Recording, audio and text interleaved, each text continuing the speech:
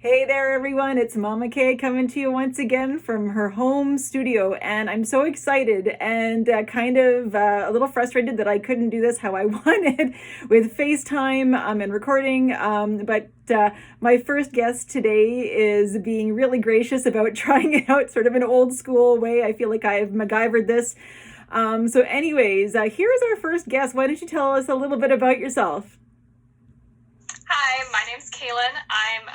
Currently a fourth year music education student at Brandon University, and I've had the opportunity to student teach with Joanne at Leland North for the past 2 weeks, and now we are teaching from our own homes.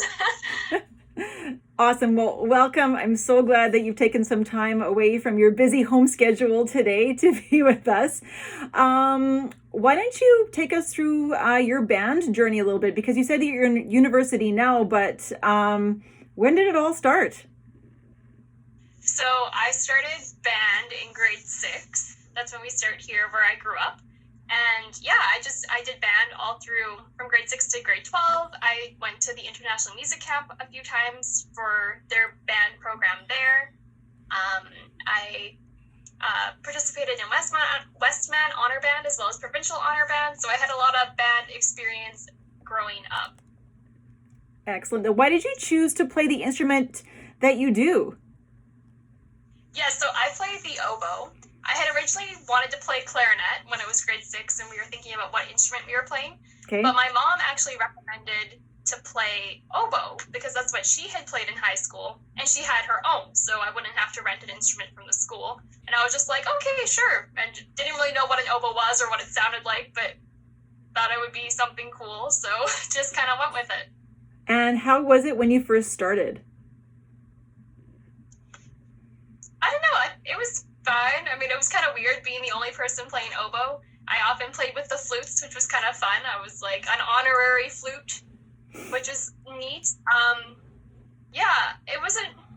I didn't really know what an oboe player should sound like until later on, so I didn't really know how I was doing, but it was fun.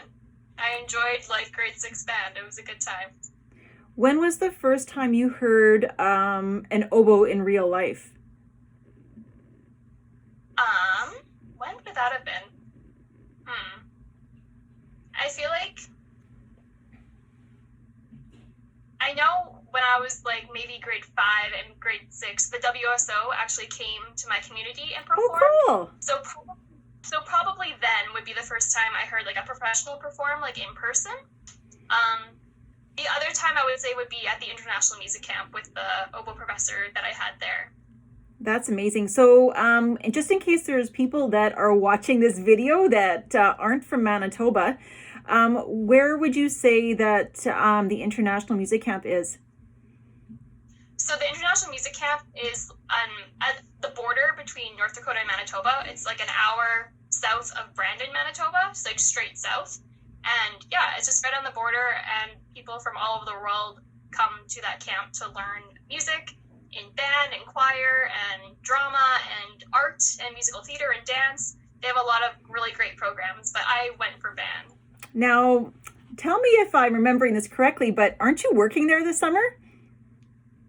I am, as long as it's still open. Yes, it'll be the third summer that I've worked there, if all goes as planned. Oh, well, that's really exciting. How often, because I know, again, you're working towards getting both your music and your education degree. At this point in your musical life, how much do you practice each day? So right now I practice about 2 hours a day, like an hour 45 to about 2 hours, depending on what I'm working on, and usually about 5 to 6 days a week. Okay. That's definitely not what I did in high school. But yeah, since starting university, I have a pretty consistent practice schedule that I stick to. And do you do that all at one time, or do you spread that out through the day? It depends on like my school schedule and just how I schedule my day. Sometimes if I'm gonna do a 2 hour chunk, I'll do 1 hour and then I'll take a 15 to 20 minute break and then I'll do the rest of it. Okay. And then other times I might, if I have an hour break where I don't have class, I'll practice then. And then when I have another hour break, then I'll put my other practice time in there. So sometimes it's back to back, but sometimes it's spread out. And when you were in, say, junior high or middle school or high school, what would have been a typical amount of time that you would have been practicing? Not a whole lot, like not very much at all. When I got to grade 11 and 12, I started taking lessons on my instrument. So I tried to practice more, maybe about like half an hour, 4 times a week. Okay. When I was lessons, but in junior high, definitely probably only like outside of school, probably only like once or twice a week for maybe like 20 minutes, just because I didn't really know how to practice. I would just play through the songs that we played in class, whether they were in my method book or like what we were performing for concerts. So as long as you could play it properly, that sort of was your test to see if you needed to practice more?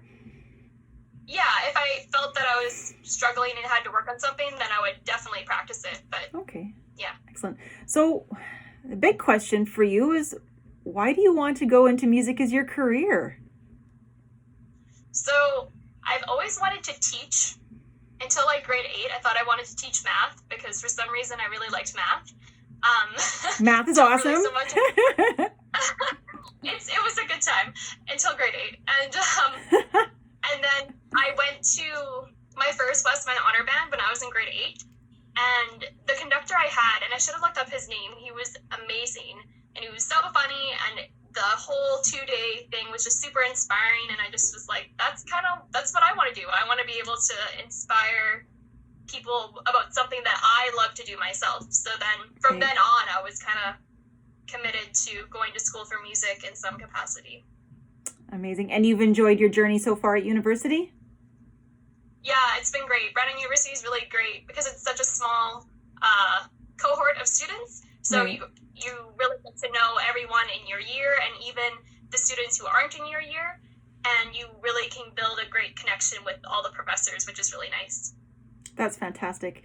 Do you have any other words of wisdom for students, either that are in band right now or that might be thinking about going into music a little bit more seriously?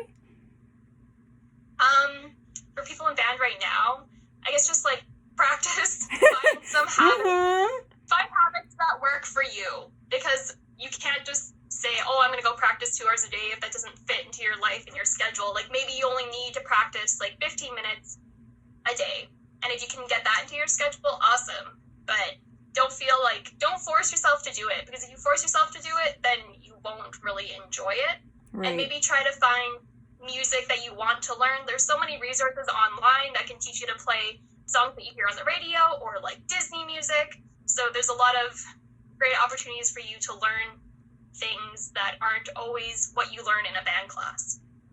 That's awesome. Thank you so much again for taking time out of your day to come and talk to us. And we can't wait to have you back at Leela. It's been so great having you there so far. Yeah, no problem. Thanks so much for having me. We'll talk to you later. For sure. Bye.